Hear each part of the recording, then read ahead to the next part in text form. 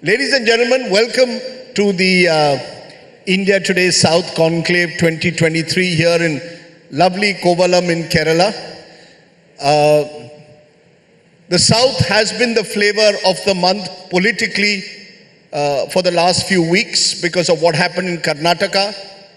The Karnataka verdict has opened up all kinds of intriguing possibilities and will lead, of course, into the winter elections of 2023 and then the general elections of 2024. And one of those intriguing questions is what role will religious polarization play in the politics of this country over the next 12 months? Will we see a deepening of the Hindu-Muslim divide, or is religious polarization now subject to the law of diminishing returns? That's the question we are going to raise. I'm joined today at the India Today South Conclave by a controversial but charismatic figure, the AIMIM MP from Hyderabad, Asaduddin Owaisi. Please give him a big hand, ladies and gentlemen. Thank you very much, Mr. Owaisi, for joining me. We saw what happened in Karnataka just a few weeks ago, and there is a analysis being done that religious polarization is now subject to diminishing returns. The BJP played its cards with azan, hijab, halal, eventually even Jai Bajrang Bali, but it didn't quite work. In fact, Muslim votes seemed to get polarized around the Congress. The BJP was able to retain its vote share but didn't get incremental votes. How do you see it? Do you believe religious polarization, Mr. Owaisi, is now subject to diminishing returns leading up to 2024? See, in my opinion, there is no religious polarization. Religious polarization happens when there are two equal sides, which you don't have now. In reality, there is a majoritarian hate agenda which BJP is promoting. So that is why I say there is no religious polarization, and it has alienated Muslims, it has marginalized Muslims more than ever. And why I say that, I give you example. The state where I come from, the BJP president says that we will demolish the new secretariat domes because they're Islamic domes. In Telangana? In Telangana. Where is the other side? Mr. Amit Shah comes to Telangana and says we'll remove 4% reservation. Where is the other side? So it is there is no polarization as such. There is a polarization, there is a agenda of Hindutva which is being promoted by BJP, and that is what it is giving them electoral benefits. But it's leading to counter-polarization, Mr. Owaisi. Post-poll report suggests 88% Muslims in Karnataka voted for the Congress. It was almost as if the Muslims had decided almost uniformly to vote for one side. Isn't that a form of polarization? No, Muslims voting for the so-called secular parties has been a consistent voting pattern. Whether it is the India Today data of 2019 Lok Sabha elections or the CSDS data of 2019 Lok Sabha elections, all other Hindu communities cast their vote percentage has increased for Narendra Modi.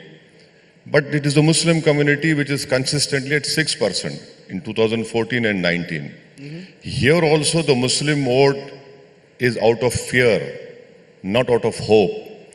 If it had been out of hope, then it will have led to many other issues, positive issues. But you have here a vote for fear, the fear of becoming second-class citizens. How is it that every 5 years we hold elections and the Muslim community have to vote out of fear, not out of hope? That is not the case in this state. That is not the case in this state. But in majority of the state, the same thing. No, but the fear is being built out of paranoia, and many will accuse leaders like yourself of playing to this sense of Muslim fear or Muslim paranoia. I'll give you a statement that you made not too long ago. In April, in fact, of December of 2021, where you said in a rally in Kanpur, We will not forget the injustice. We will remember this injustice. Allah will destroy you through His strength. Things will change. Who will come to save you then? When Yogi will return to his mutt and Modi will retreat to the mountains, then who will come? So you are playing on Muslim fears. No. Listen to me. If you're quoting what I have said, why don't you book a case against me? There is no case against me at all.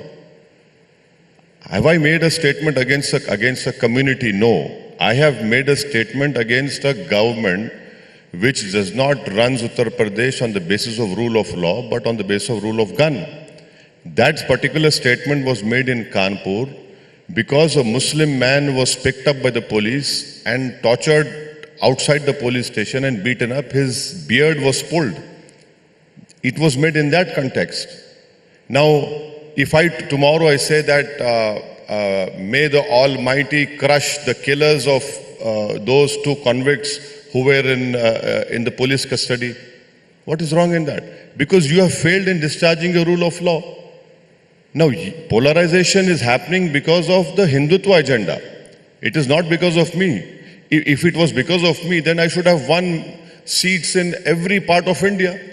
The fact is, Mr. Owaisi, you have demonized Yogi Adityanath, Narendra Modi and the BJP to consolidate a Muslim vote wherever possible. Now it's increasingly possible that that Muslim vote is turning to the Congress because they think the Congress is in a better place to defeat the BJP than Asaduddin Owaisi is. But the overall narrative that you are pushing is Islam khatre mein hai, Muslims are in danger. No, Islam kabhi khatre mein. Islam will never be in danger till this world is alive. It is the country which is in danger. It is the social fabric of this country which is in danger. It is the constitution which is in danger. How is it that you and me see that a prime minister prostrating in front of a religious symbol when a parliament is opened? Is he a prime minister of one religion or of all the Indians who do not believe in religion also? How is it that a prime minister enters a parliament with Hindu Vedic scholars, not with scholars of other religions? Who's promoting? That is why I'm saying it is the one-way propaganda of BJP. And let me finish. There were other religious communities also there at that parliament opening. No. Listen to me. Now you talk about demonizing Yogi and Modi. So is Congress doing hero worshipping? One should not criticize them for what they have done. You kill people who are in police custody, and these people enter near the convicts with banned weapons, and nothing happens. And now, to counter your question, take the killing of Junaid and Nasir in Rajasthan. Who's in power, Congress party or Asaduddin Owaisi? Udaipur happened, everyone condemned. But it takes 15 days for the Congress chief minister to go and visit Junaid and Nasir, who were kidnapped and burned alive in Haryana.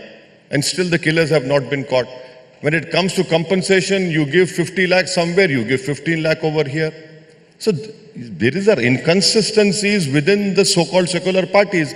Take Madhya Pradesh. Now Congress party is going to hold Hindu festivals to counter BJP. That is why I say that the secularism which the constitution talks about, I am for it. This political secularism has always been used against the Muslims to deceive them, to disempower them, to marginalize them, to alienate them. It's very interesting that you're referring to the way you claim the Congress has dealt with Muslims, because Rahul Gandhi, in a meeting in San Francisco only yesterday, said Muslims are under threat in this country, and likened it to the situation he said that Dalits and other minorities have faced in the past. Do you agree with Rahul Gandhi or not? I'll quote you the Government of India data, which is called Intergenerational Operability. That if my grandfather was earning 100 rupees, the grandson should earn more than the grandfather. You know what, in India, there's only one community which is earning less than what their grandfather was earning, are the Muslims. Now, whose grandfather was the Prime Minister or whose grandmother was the Prime Minister? And if Mr. Rahul Gandhi is saying this, 80s, he talks about 1980s. Muradabad, Eidgah killings, 390 Muslims were slaughtered on the day of Eid. Congress was in power. Hashimpura, Malyana, Congress was in power. In fact, The Babri Masjid issue opened when Govind Vallabh Pant was the chief minister. He didn't do anything. He was a chief minister. The city where you come from, Mumbai, Sri Krishna Commission report, where is it? Who was in power when the streets of Mumbai were used to kill innocent people? Whether post-Babri Masjid, pre-Babri Masjid, streets of Delhi were used to kill Sikhs. Genocide happened. You were in power for 10 years. You could not do anything to give justice to the victims of Gujarat. What are you talking about? I mean, it is like saying, oh, let others' MP's membership be gone, but my membership should not have gone. Does that mean that? How can he say that? I mean, he can explain what he is saying. I don't know. I don't understand him.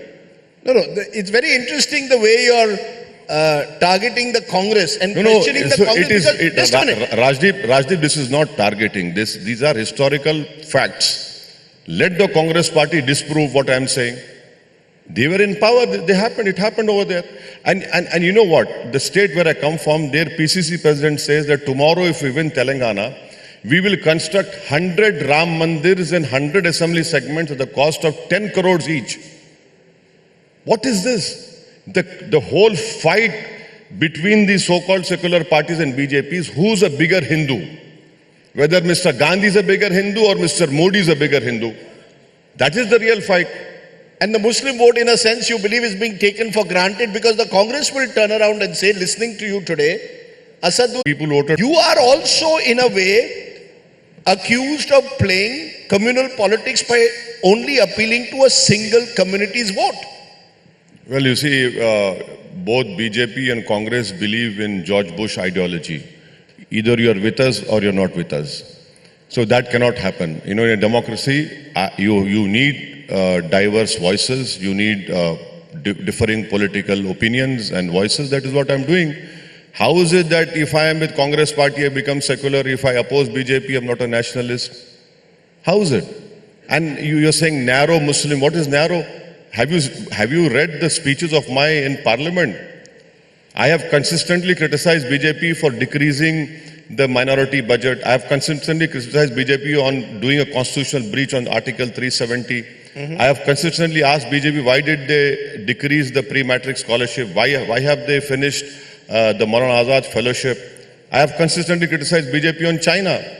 And the highest number of my criticism on China has been against BJP because they're quiet on it.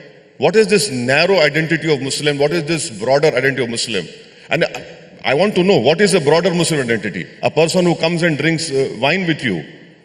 No, you appeal for votes. You appeal to a Muslim voter. Your entire appeal is to a Muslim voter. No, 20th April 2022. You say, I've said this before, bulldozer will work on Ansar Ahmed but not on Arjun Ajay. That's the difference. One minute. You have this union minister's son who butchered 6 people, right? Has his house been demolished? No. You have a person who was fighting against the CAA law. The house was under his wife's name. A notice is issued to husband and the house is demolished in Allahabad. Have you demolished the houses of those people who killed 2 convicts who were in police custody? No, you have not done it. I'm giving examples of Madhya Pradesh. Have bulldozers been used? No. Wherever you are using this kind of high-handed behavior, I have to speak. And the problem with the secular parties is that, why have they not spoken about on all these issues? They said, no, we will not speak. If we speak, we will not get Hindu vote. Let us be quiet. Let us be quiet. How long do you want to be quiet? That is what I'm saying, you are assuming wrongly that the Muslim vote will come to you no matter how much Muslims are being marginalized, alienated, and taken for granted. Their houses can be demolished, they can be shot in police custody, they can be put under UAPA. And mind you, the UAPA law, which has become more draconian, the Congress party openly supported in 2019 when Amit Shah brought the amendment. Where is secularism then? You know, it's interesting, we are holding this conversation in Kerala. In the last few weeks, Kerala was in the headlines, perhaps for the wrong reasons. A film comes out, the Kerala Story, which suggests that Hindu women are being brainwashed by Muslim men and made part of ISIS. And this movie was promoted by BJP leaders. It seems to have become a box office hit. The chief promoter, ideological scriptwriter was the Prime Minister of India for this movie. He promoted it. The Prime Minister's additional duty of now promoting movies also. I know all these film stars who are going to come here, they should be thanking the stars that had the Prime Minister started acting, their career would be finished. The Prime Minister is promoting a movie, and a movie that is based on complete lies. Now, 1 minute. You're saying it's based on complete lies. There are stories of at least 3 women which have been documented, who did convert, join ISIS.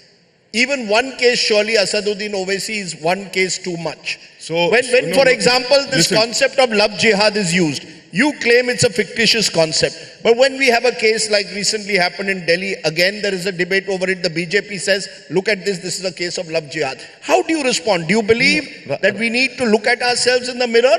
Or do you believe this is all propaganda? Rajdeep, love jihad, you had a famous case from this state. It went all the way to Supreme Court. All the theories were proven wrong. And if what you're saying is right, should I blame the whole Hindu community because Nathuram Godse killed Mahatma Gandhi? Please tell me. Should I blame the whole Hindu community because Nathuram Godse? Should I blame all the community who killed Rajiv Gandhi? Should I blame that particular community because they killed Indira Gandhi? Please but do you condemn every case where violence is used? Of course. As was the case of Sahil recently in Delhi, or any case? Rajdeep, any violence that is used on anyone has to be condemned. But why is it that you don't talk about atrocities which other people commit on different religions? An atrocity on girl which happened, it highly condemnable, despicable. When I saw that video, I was so very sad, But give it a religious color. What about, if you start giving religious color to every incident, then where will we stop? So you believe that films like Kerala Story should not be shown, they should be banned? Rajdeep, I don't believe in banning things. I am saying that... So the film should be shown? No. I'm not. Listen to me. Let me complete. Yes, don't jump the gun. You cannot use freedom of expression to create hatred. This is what the movie has done. And do they know? Do they know that all Islamic scholars of whether Deobandi, Barelvi, Salafi, Shias have unequivocally condemned ISIS, given a fatwa against them? And do these Johnnies know, who are making money by showing Muslims in a bad way, that ISIS released a video wherein they showed Asaduddin Owaisi and other 2 Maulanas as being the agents of Indian Hindu state? And that video had to be taken out by the ministry. That video was released by ISIS from Khorasan. Now you tell me I am promoting narrow Muslim identity. What is it? I cannot convince Rajdeep Sardesai, I cannot convince ISIS. So what does that make me? Please tell me. You're on the ISIS hit list. No, I don't care. You see, already an attempt has been made on my life. So I don't care. But as long as I live, I cannot mince my words. I cannot, succumb to Rajdeep Sardesai's view of, you have a narrow Muslim identity. I don't give out 2 hoots about it. Who cares? So you condemn any group that uses violence, then whether it's a Popular Front of India or whether it's a Hindutva vigilante group? When the Udaipur incident happened, I condemned it. When in this state, when a professor's hand was chopped, I condemned it. Violence has no place. But please understand, what if it is a state-sponsored violence? What would you do? It was state-sponsored violence in Hashimpura, Malyana, Sikhs genocide in Gujarat, pogrom, Mumbai streets. It was a state-sponsored. Nelly massacre was state-sponsored massacre.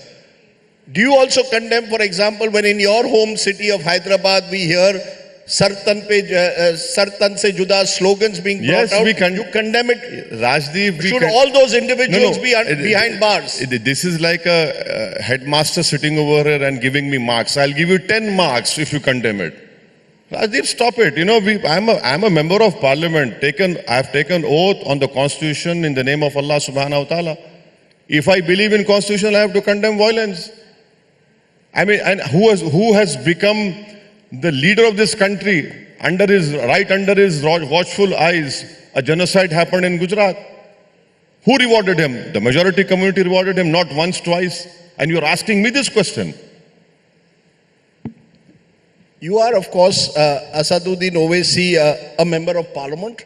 A number of the opposition parties boycotted the parliament inauguration. Do you believe that was the right step to take? I boycotted not because of what these so-called opposition parties who were saying that the president should have inaugurated it.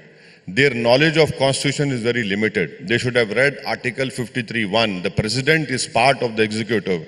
The speaker is a custodian of the house. The speaker should have inaugurated. And we have in our country called theory of separation of powers, which is basic structure of the constitution. The prime minister wants to walk forward and the speaker walking behind him. What is this? The prime minister is the superstar over there. It is the speaker who's the superstar over there. How can that happen? You know, how can the executive enter into a domain of legislature? No, the speaker is the authority in the Lok Sabha. When you bring both the houses together, possibly it's the president, the prime minister though, and the government says he represents the will of the majority and therefore he's there because he's won an election. No. Now this is disputable. Is that what troubled you, or is it the religious ceremonies that took place that troubled you? I have been consistently saying since the day he did that inauguration of the parliament with all Hindu religious scholars being present, I have condemned and criticized when that emblem was shown. And thirdly, the speaker is the custodian. The prime minister has no role. If a crime commits inside parliament, the Delhi police cannot enter. The speaker can give a sentence also. That is what I'm saying. I am worried about the executive's blatant entering into the domain of legislature. That is wrong. That should not have happened. Secondly, it has become a religious festival, that opening of parliament. You know, but Mr. Owaisi, today in this here you're targeting the Congress, you're questioning the Congress and its commitment to secularism. You're questioning the BJP's what you call majoritarian politics. So you tell me, is there a party that you think is ideal for promoting Hindu-Muslim amity? We are here in Kerala, the communists are in power and they claim they are the ones who actually have kept religion out of politics. Well, we have the Muslim League also in Kerala. The Aam Aadmi Party claimed to promote Hindu-Muslim amity, but you seem to believe that the Aam Aadmi Party has also betrayed Muslims. So who is for you the party that truly represents Hindu-Muslim amity? I truly believe in the people of India. They will soon wake up from this magic show which Mr. Modi is doing, and they'll realize what has happened. So very soon the people of India, especially the majority community, will realize that they have been taken for granted in the name of halal, hijab, love jihad, so-called movies. Because they will have to realize, they will have to introspect that what is it that they're leaving for their children. Aurangzeb died, Rama Raya died, Babar died, Krishna Deva died. They have died years ago. What is the future for them? Problem is that the majority community must condemn if someone is doing anything in their name. That is the issue. You know, it's very interesting. Someone has just sent me, we've got an interview with Nasiruddin Shah, actor, who says, I don't intend to see the Kerala story. I call it success, a dangerous trend. Worthwhile films like Bheed, Faraz, all three collapsed. Nobody went to see them. The Kerala story, which I don't want to see this 2-hour movie. I have been seeing that movie, and then the good part about that 50-year-old movie is that I am the villain and you are the hero. You know, Amar Akbar Anthony. I saw Amar Akbar Anthony. I saw Amar Akbar Anthony Manmohan Desai. You can be happy in seeing all these 2-hour movies, but I am seeing a movie which is being made from last 50 years. Yes, Hitler did make Eternal Jew. That led to the Kristallnacht movement. Then, of course, the Reichstag was burned down. So you are seeing that this is happening. Asaduddin Owaisi, as we come towards the end, the next 1 year, how do you see all of this playing out? Given the fact that you believe that all of this is bubbling, just a minute, bubbling under the surface. We're going to have a Ram Mandir inauguration, possibly sometime in January ahead of the 2024 elections. Do you believe Hindutva politics, as the BJP sees it, will become a major factor in the 2024 elections? As long as the majority community continues to vote for Mr. Modi, yes, that will be the answer. The moment the majority community realizes that we have future for our children, what will be left of this country, 24 will be a different election. Thirdly, I am of the opinion that once G20 is over, there will be an open season against Christians and Muslims in this country. You mark my words. The moment G20 is over, G20 more hatred against Muslims and Christians. No, but that's fear-mongering, Mr. It is Owaisi, not fear. And as we saw in Karnataka, it didn't work. Rajdeep, the BJP will course correct. You're playing again on the fears of the minority community. Rajdeep, the real test is a parliament election. Now, please don't disprove your own India Today analysis or your findings, wherein you sitting over there, I like you only on election day. Believe me, and you are like a Sachin Tendulkar on that day. I texted you also. I'm Sachin Tendulkar on election day. Chalo. Yeah, I'll take it. And, I'll take it as a compliment. Maybe another guy didn't like you from BJP who kept on hitting you with bouncers, but you were very clever in avoiding those bouncers. But your own data is saying that 11-12% will vote for Modi. That is authentic data. You were one of the few channels who got everything right. The CSDS data still says that Mr. Modi is the most popular. That is why I say it is the majority community who have to wake up and see what is happening. You keep saying Mr. Modi targeting Muslims. Mr. Modi has said, and the BJP, Sabka Saath, Sabka Vikas, Sabka Vishwas. When someone opens a Jan Dhan bank account, it's not about Hindu and Muslim. When a road is built, it's not about Hindu and Muslim. When various schemes are done, a toilet is built, you get Nal Ki Yojana, it's not Hindu Muslim. They claim in the last 9 years, many more Muslims have got scholarships than they got in the previous 10.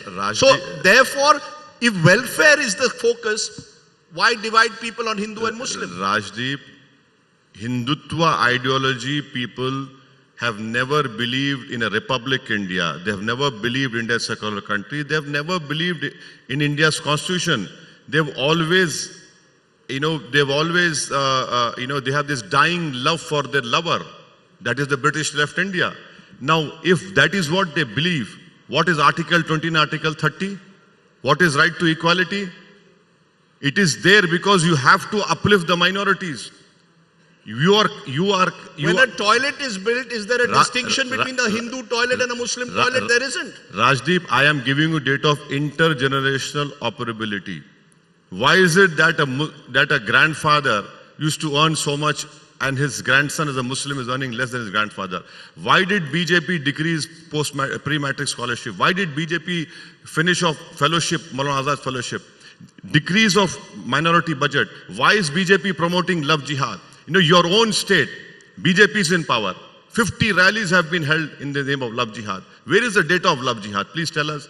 Who is creating this fear of Muslims? Who is creating hatred for Muslims and Christians?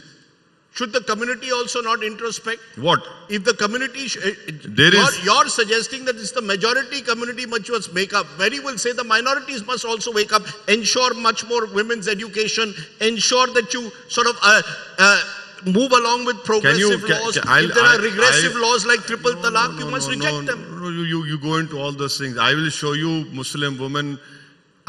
When I was coming back from the airport in the morning, 7:15, 7:15, I have seen Muslim women driving a car and a two-wheeler wearing a hijab. What is wrong with that? And if they didn't wear one, would you object to it? It's their choice. No, it is their choice. Who's forcing them, Rajdeep? Who's forcing them? Who's forcing them? But people who are wearing it, you have no right to say they're regressive. You have no right to say that they're regressive. Because Article 29 is a right to culture, which is an unfettered fundamental right. What is? Because it's seen as a symbol of a patriarchal society that is virtually driving the women to wear a hijab. You're forcing them to wear it. Yeah, Rajdeep, if I make some personal attacks on Congress leaders, despite being 50-year-olds still living in a mother's home, is it patriarchal or not? Tell me. Don't take me to that level. Okay. I will ask you one last question, Mr. Owaisi, in conclusion. Because I think We've heard your side of the story, but we are in Kerala. It's not a story, these are facts. Okay. Okay, we are in Kerala, and Kerala, as the Congress now claims, BJP Mukh Dakshin. South India doesn't have the lotus blooming. Is there a difference, you believe, between the way the Muslims and indeed Hindus, because you can't win an election without having both communities on your side, see politics and North India? Because you are a politician from Telangana, but you're increasingly exploring the North. You're going now to Rajasthan to contest. You won local board elections in UP. Is there a difference in the way minorities and the majority community perceives politics in South compared to the North? Well, Mr. Modi has proven that you can make Muslims invisible from Indian politics and still get 306 Lok Sabha seats on the basis of the majority community vote. Mind you, this is your problem, not my problem. We have always opposed all these divisive fascist forces. Yes, we have made inroads in the recently held in the local body elections. Thirdly, the biggest problem which will arise in 2026, which our minister also quoted, delimitation. You must ask BJP, are you going to penalize South Indian states because they have controlled the TFR rate by decreasing the Lok Sabha seats and reward those states which have not controlled population? This will be a huge friction point in coming years. I'm telling you, this will be a huge point. There will be a war on streets if the delimitation is done on the basis of population. How do you therefore see your role then in all of these politics? As I said, the Congress keeps targeting you as a B team. You yourself have defined your own identity on this program. What is your role? Because increasingly I find when you spread beyond Telangana, you have mixed success. Some states you've not been able to make a breakthrough, others you have. What is your role going to be in the next 12 months? Is it to heal, to bring people together, make efforts to reach out to the other side? Or is your role going to be to sort of stridently oppose the BJP and the Congress? A patient who's scarred for 50 years, you're asking me to heal Rajdeep Sardesai. Thank you very much. You know, you should see this thing. You have every Hindu community, caste and religion-wise is represented in Parliament according to their population. You don't even have 4% Muslims at Lok Sabha MPs. About 27 MPs. No, not even 4%. Why? Because the majority community does not want to vote for them. The Muslims who are winning Lok Sabha are because of that constituency having 30% and above Muslim vote. So please don't take this apart from two Lok Sabha seats. One is from Tamil Nadu, another is from Ghazipur in Uttar Pradesh. My role is, yes, we want to defeat BJP. But how would you defeat BJP when you're trying to become a bigger leader, Hindu leader than Narendra Modi? Do you feel in a way, therefore, that you today are marginalized? Aap kahin ke nahi rahe hai. Go on. The UPA doesn't invite you to gatherings when Mr. Siddaramaiah has made chief minister, when they have meetings, you are no longer invited there. And the BJP also keeps you at a distance. Aap kahin ke nahi hai. Rajdeep, meri fakhiri mein shahi hai. You know, for me it is not, oh, I've achieved something if I'm there at some vote taking ceremony. No. The day the value of Muslim vote increases, the day the whole agenda of India changes towards what our forefathers saw, that I'll take comfort in that. I'm not one of those politicians, oh, I have to be seen there.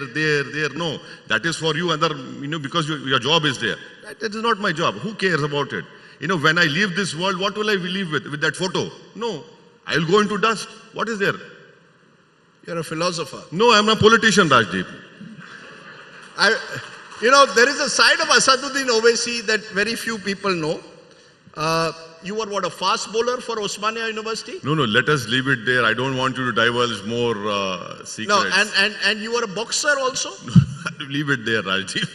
No, I think people want to know, what does Asaduddin Owaisi do when he's not doing politics? We know you as the politician now. I dutifully listen to my wife, whatever she says after my politics.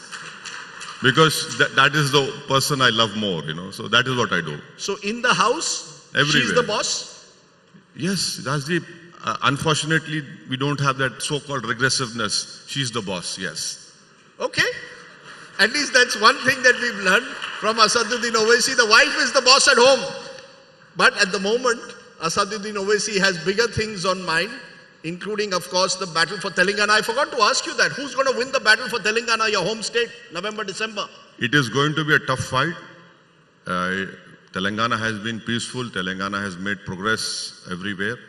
But elections are not easy. You know, if any political party feels that, oh, it's going to be cakewalk, no. Every election is going to be tough. This election also is going to be tough. And you'll tie up with KCR or you'll fight on your own? No, these are questions too early to answer. You know, I definitely would want to ensure that my party retains and also increase their strength. Now, rest the people of Telangana will decide. Okay. We leave it there. That's an answer you've given as a politician. Thank you. We will see. I have been invited to this conclave not as a philosopher, as a politician only. Okay. Asaduddin Owaisi, ladies and gentlemen, you may agree with him, disagree with him, but he is never short of a strong opinion. Give him a big hand, ladies and gentlemen. Asaduddin Owaisi. Thank you, Rajdeep. Thank you, Mr. Asaduddin Owaisi. I'd like to invite Mr. Amar Sinha, CEO, Radico Khaitan, to hand over a token of appreciation to the speaker.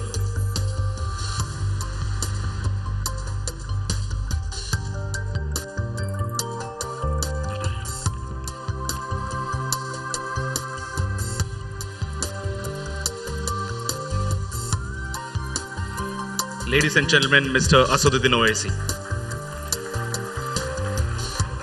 This is against the norm, but there is a colleague of mine has sent one small question to you. We will use that because just Rahul Gandhi has said in the same San Francisco speech, and he's been saying it in Bharat Jodo Yatra as well,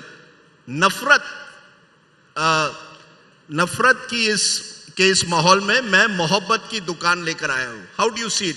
That he today has become the symbol of the politics of politics against hate. Well, you see, it is very easy for him to say all these things in USA and personally. But what is happening in Madhya Pradesh? What is his party doing? What is his party did in Maharashtra by supporting your state, Shiv Sena? Congress minister is sitting beside Uddhav Thackeray. Uddhav Thackeray stands up in the assembly of Maharashtra and says, we demolished Babri Masjid. Where was Rahul Gandhi's nafrat ki dukaan, mohabbat ki dukaan at that time? Where was Rahul Gandhi when Babri Masjid was demolished? When the streets of Delhi were used to slaughter Sikhs? You want me to forget everything? So he's become a politician in 2004. You can't hold him responsible for what happened in the 1990s. It is his party which has been in power. It is his family which has led this country. So these questions are important. This will be raised. Okay, forget about that. Was he not in the Congress party when Congress supported Shiv Sena? And was his party ministers not sitting in the assembly when Uddhav Thackeray said, we demolished Babri Masjid? Why did his party support the UAPA Act? Openly supported. And who's in prison? Muslims and Dalits. So, you know, don't say all these things. Your record is there to see, for the country to see. Okay. Thank you. We'll leave it there. Asaduddin Owaisi, as always, never short of an answer. Thank you very much, Mr. Owaisi, for joining us here. Thank you. Thank you both for this fiery session. Next up, we have environment, lessons on conservation, minimizing man-animal conflict for coexistence. I'd invite the session moderator, Mr. Raj Chengappa, Group Editorial Director Publishing, India Today Group, to introduce the speakers.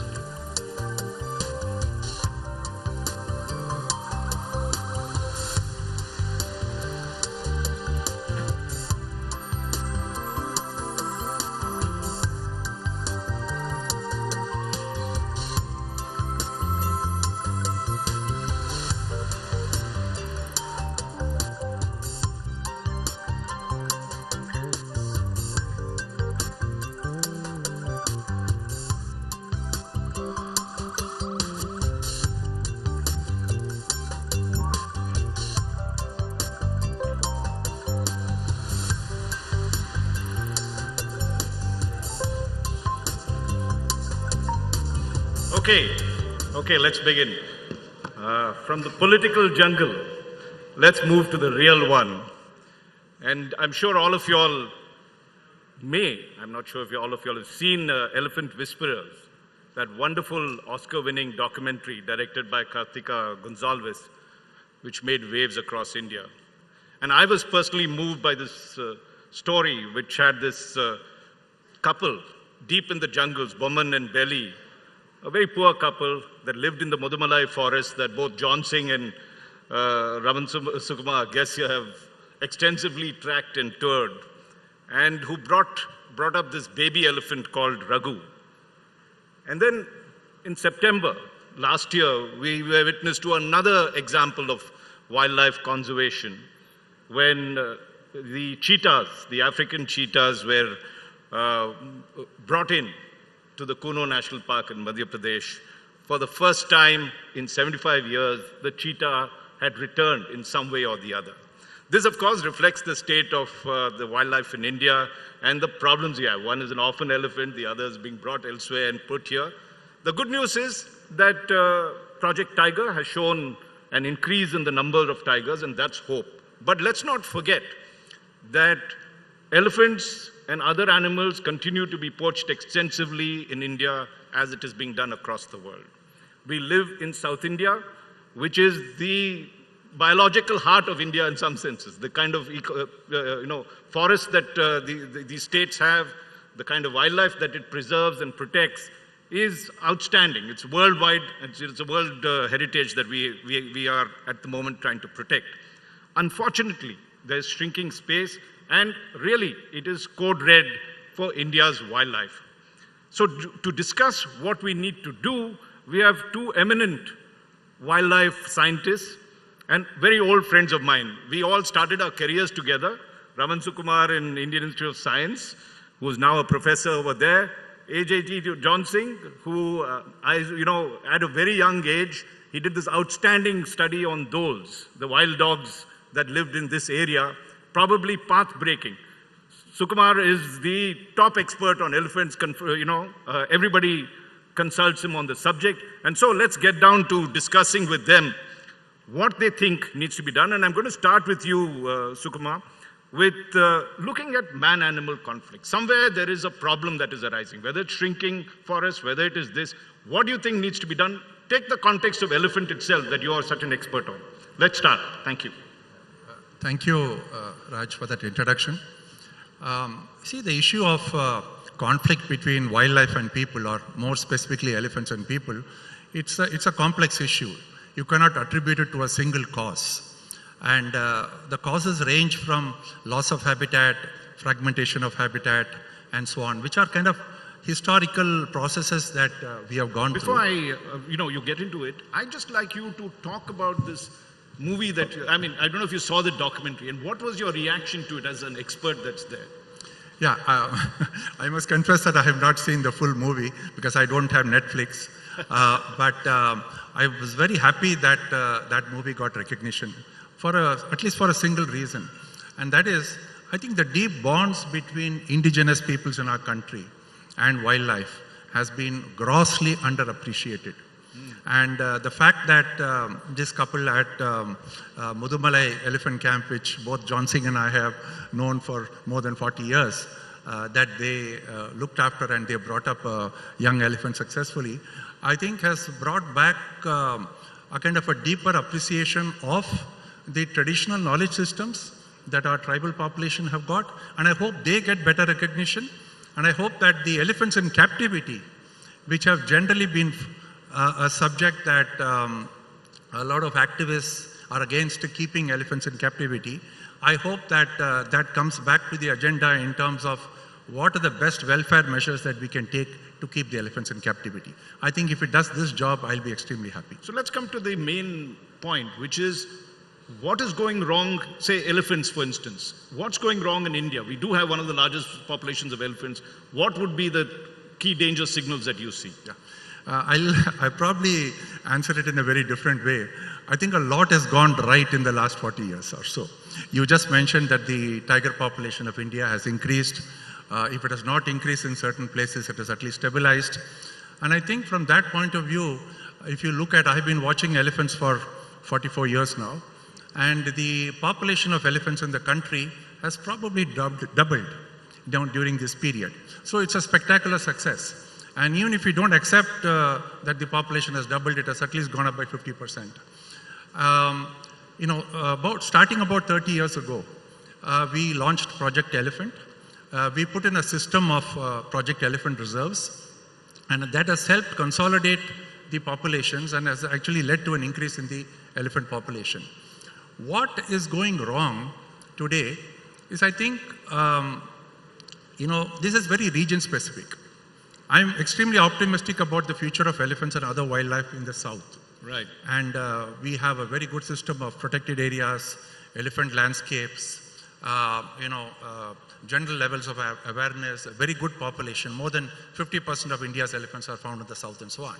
But we face serious problems in East Central India, for instance. You take states like Jharkhand and Odisha, where the elephants have shown, their disinclination to stay inside the forest areas, and they are moving and they are dispersing into neighboring states of Chhattisgarh and Madhya Pradesh. And in the process, there's a very high level of conflict.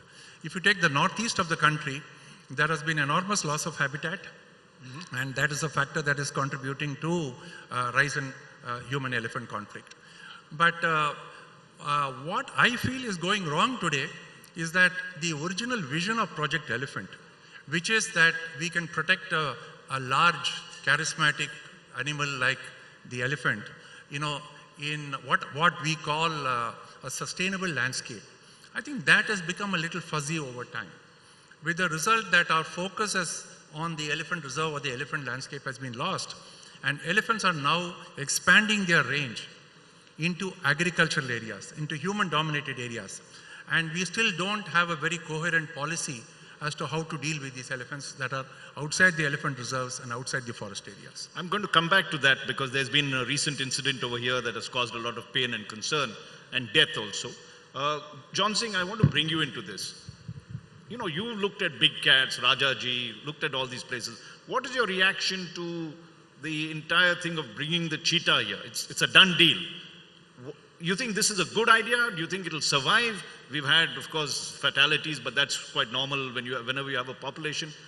Are we doing it right, or what would you advise? See, in my opinion, unfortunately, we don't have the suitable habitat for cheetah. For example, Kuno, where they have introduced, 8 cheetah from Namibia and 12 from South Africa. I know that area exceedingly well. It's partly hilly, densely wooded. There is only one prey. And summer the temperature is 47, 46. Where Namibia, the temperature will be winter now. And unfortunately, the cubs which are born, 3 of them died. Even the 4th one also supposed to be very weak. I have a fear, this cheetah which came from Namibia, they'll be under enormous heat stress. Okay. And there is a good population of leopard also. See, recently that our Divya Bhanu Singh has brought up an excellent book. I read through that. I hope I read an article also to you people. Right. So that when I go through that book, there is no place in the history of Asiatic cheetah where leopard and cheetah occurred together. In the landscape level, they occurred. For example, in my district in Tirunelveli South, there were cheetah, there were black bear in the flat area. But if you go up in the Western Ghats, you had leopard, wild dog, and tiger. Those 3 predators they came down. Cheetah never went up.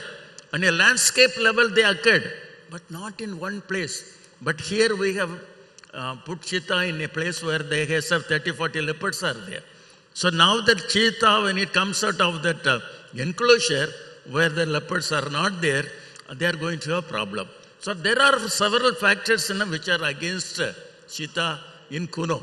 Now they are thinking about taking cheetah other areas also. Even those places the situation is not very rosy. So you are not very optimistic of this experiment that we're doing of bringing the cheetah back?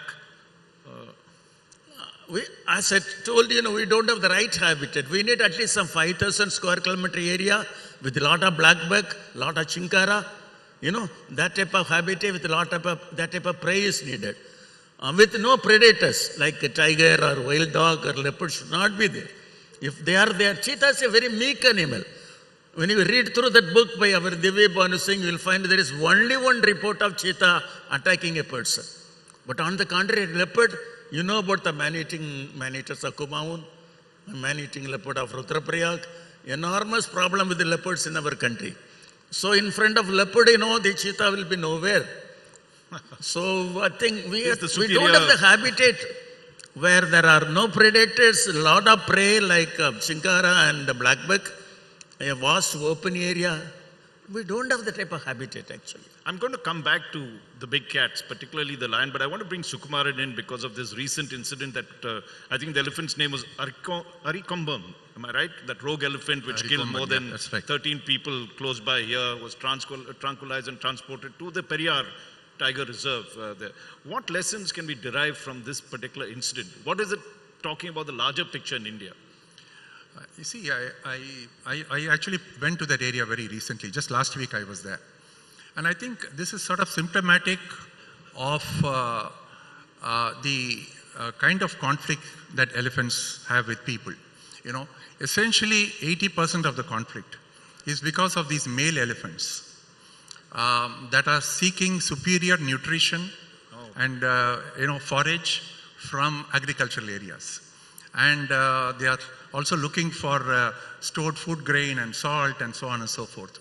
And actually, if you look at the conflict situation between elephants and agriculture, it's essentially a conflict between male elephants, by and large. I'm not saying everywhere, but by and large, that's the situation. You also have, very close to Bangalore, you know, between Bangalore and Mysore, you have about 50 male elephants now that are totally outside the forest areas. They're totally outside the elephant reserves. And these elephants have no other reason to go there because there are no family groups, there are no female elephants there. They go only to feed on the agricultural crops that provide, they are like supermarkets out there. So the lessons that we have to learn from Arikomban is a lesson that, is something that I wrote about more than 40 years ago based on my research, that male elephants have an intrinsic biological urge, to come into greater conflict with people because they want that food, they want to grow large in size, they want to dominate other males, they want to come into mass successfully, and they want to mate with female elephants. Sounds familiar among men as well. It sounds very familiar, but that's a law of nature, that's a law of biology. And I think we have largely ignored, the lessons from this. Now, coming to Arikomban more specifically, what I must say is that if you look at southern India, if you come, if you look at the forest area south of the Palakkad Gap, there is a very large elephant reserve.